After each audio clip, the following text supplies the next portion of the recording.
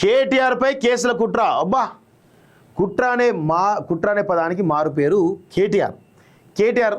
నువ్వు గతంలో ఎంతమందిపై కేసులు పెట్టలేదే? మాలాంటి వాళ్ళపైన ఒక్కొక్కరిపైన 10 కేసులు 15 కేసులు పెట్టిన సందర్భాలు లేవా? కేసులు పెడితే నువ్వు భయపడుతున్నావా? అంటే 6 కేసులకే భయపడుతున్నావా? 6 కేసులకే సిగ్గుండాల కొంచెమైనా. దానిలో ఏమున్నాయి? గన్ పార్క్ అమరుల శుభం వద్ద నిరసన, సైదాబాద్ పోలీసుల కేసు. అంటే అక్కడ నిబంధనలు పాటించాలి కాబట్టి కేసు. దానికి కూడా అది కుట్ర కేసా?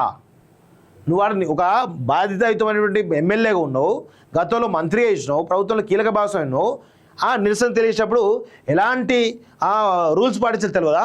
కేసు పెట్టకపోతే ఏం చేస్తారా?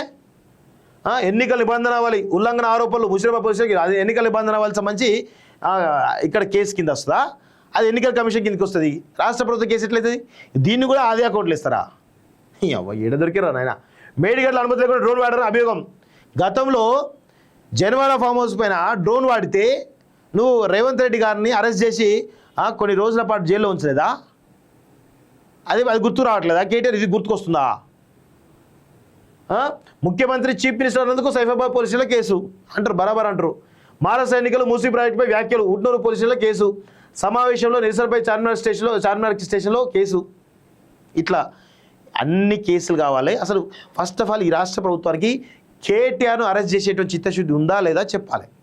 అన్ని కేసులు ఆయన మీద ఎందుకు అరెస్ట్ చేస్తలేదు మరి?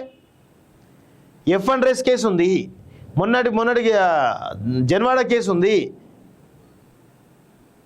ఇంకా చాలా కేసులు ఉన్నాయి ఆయన మీద.